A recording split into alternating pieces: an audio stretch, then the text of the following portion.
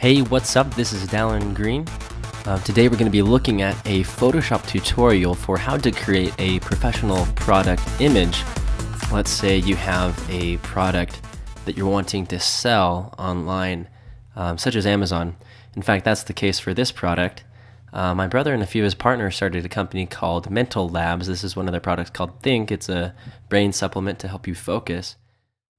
You can see in this image here like this really blurry edges on the side, up around the bottle neck, as well as the lid. It just really doesn't look that professional. And so they came to me and asked me to see what I could do. Well, I first came on here and was looking at these other, products, and some of them look a little bit better than others, but generally I was dissatisfied with what I saw and kind of left confused by what approach would you take in creating a product image. It was a little bit of trial and error, but what I started ending up with wasn't even that great of a result either. It was something that looked like this. I had taken my image, this is the original image shot, cut out the bottle, and putting it on a white background, there's something missing. It doesn't look professional. And so I started adding shadow beneath it to kind of give it a little bit of interaction with this fake infinitely white world.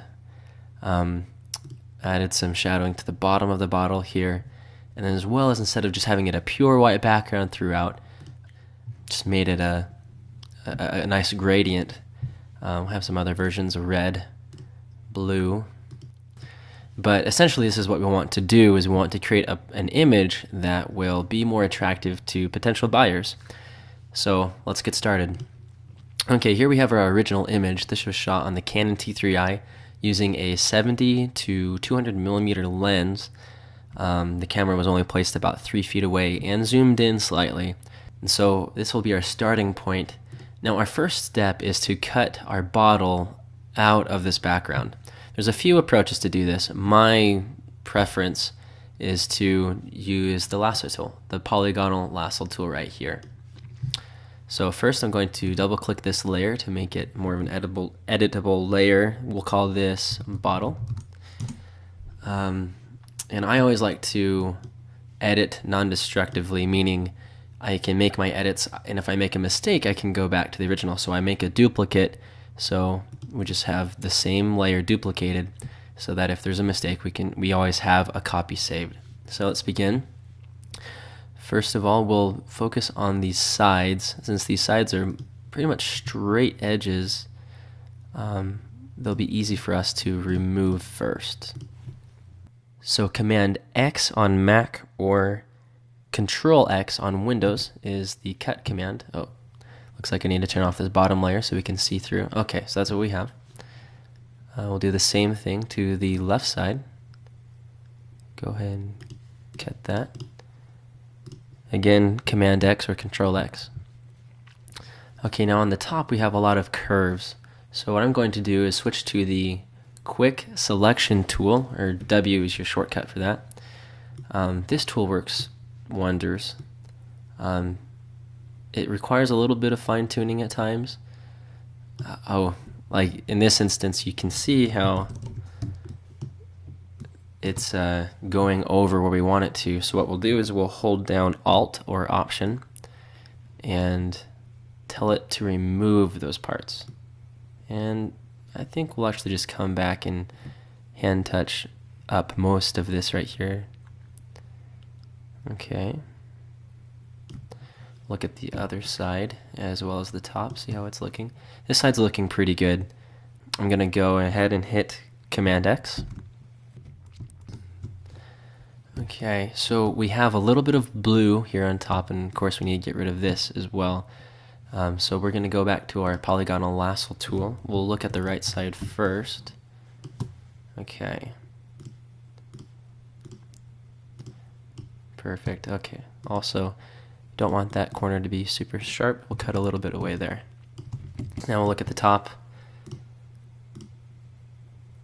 We want to kind of get rid of this bluish hue that's creeping in there. That won't look good when we're putting it on a background. We want that gone.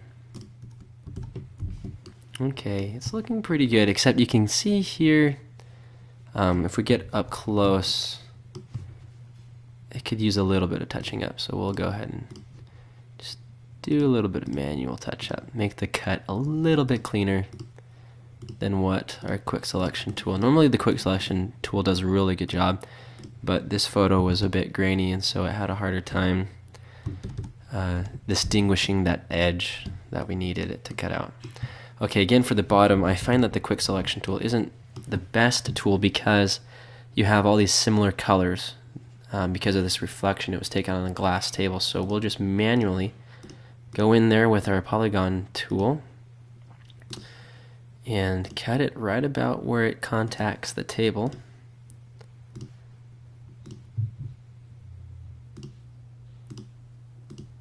And bring it up here.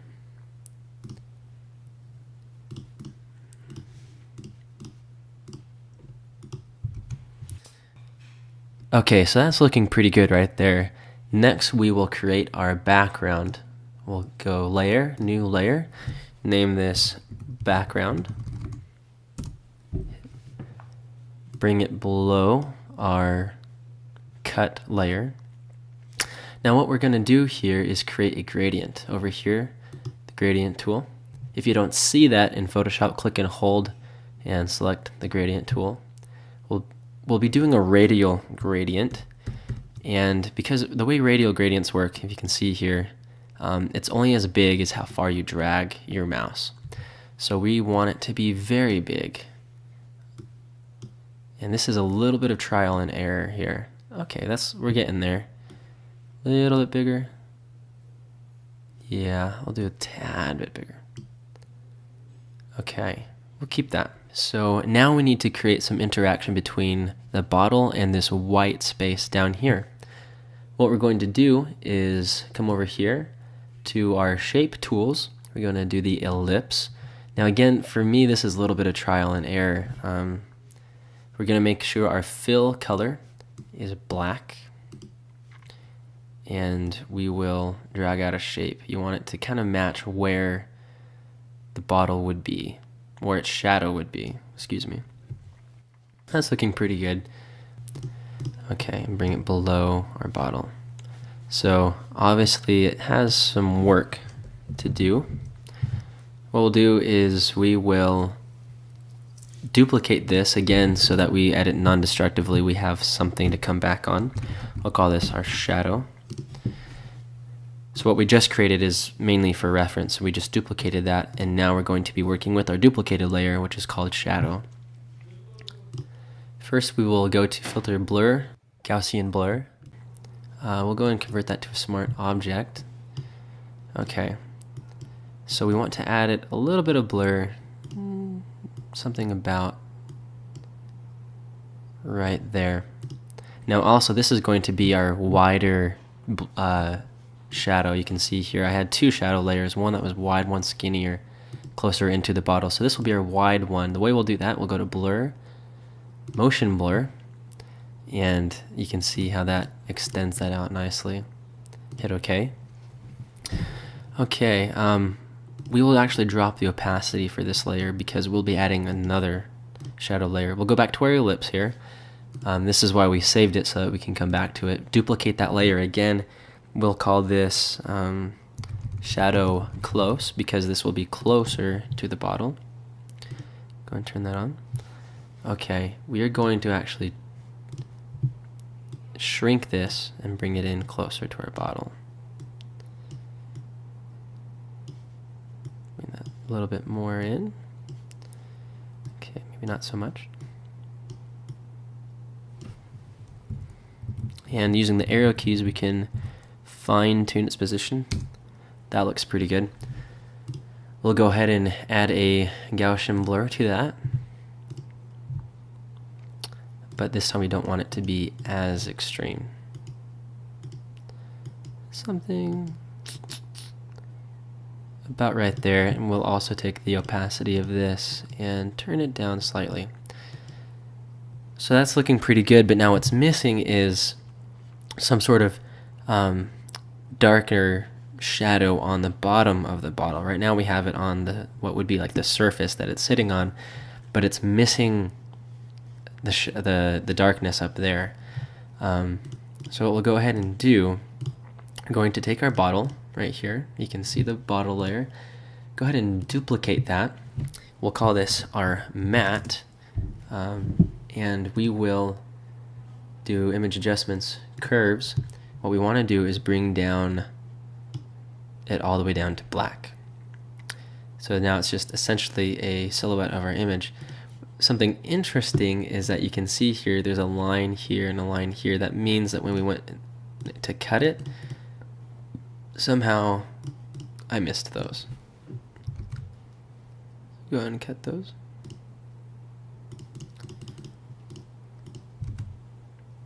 So now what we're going to do is create a new layer.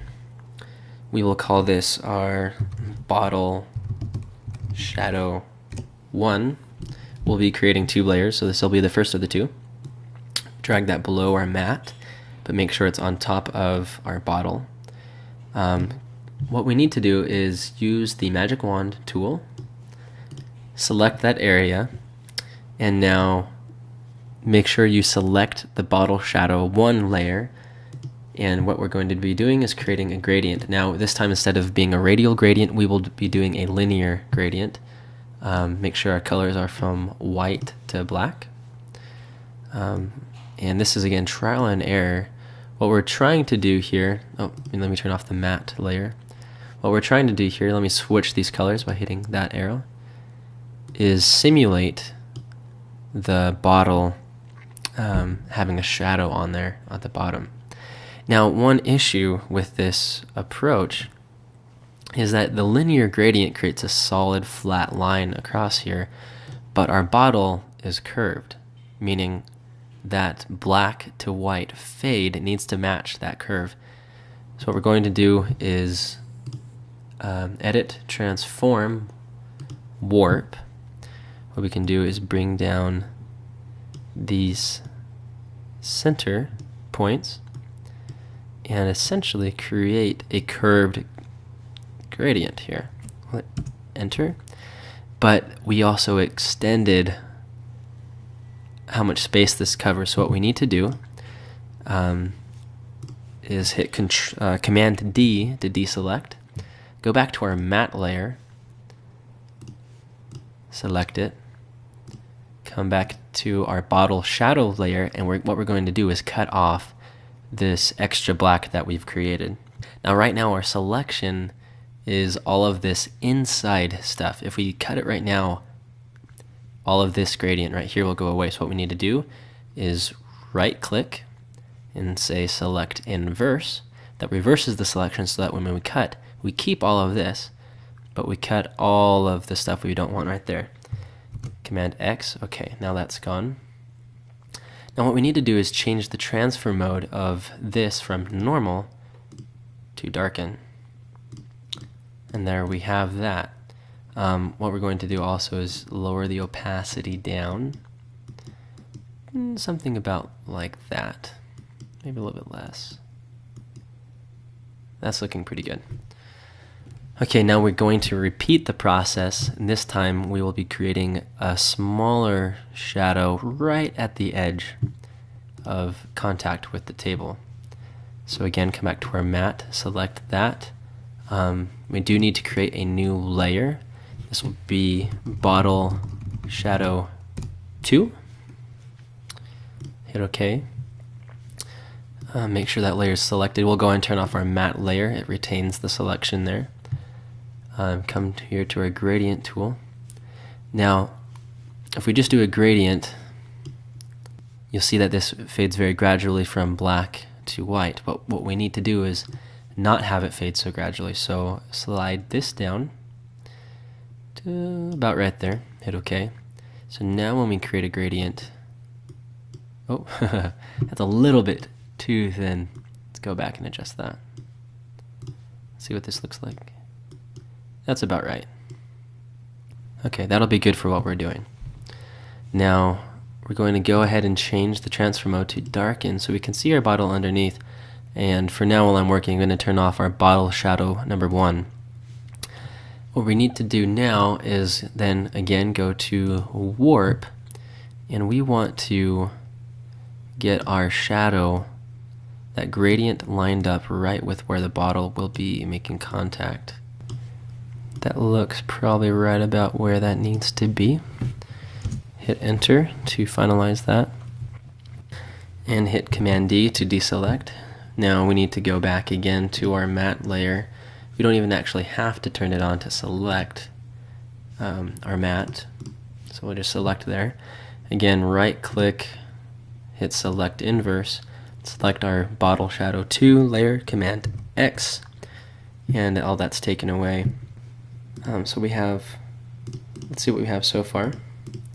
So we have our first shadow, our second shadow, bottle shadow 1, bottle shadow 2. Now bottle shadow 2 really needs to be, bring down that opacity. That's looking pretty good.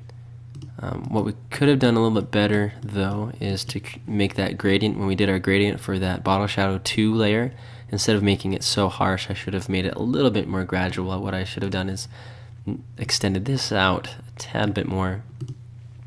But you get the idea, and when you're working on this yourself, you can make those adjustments and those changes. But for now, that's looking pretty good.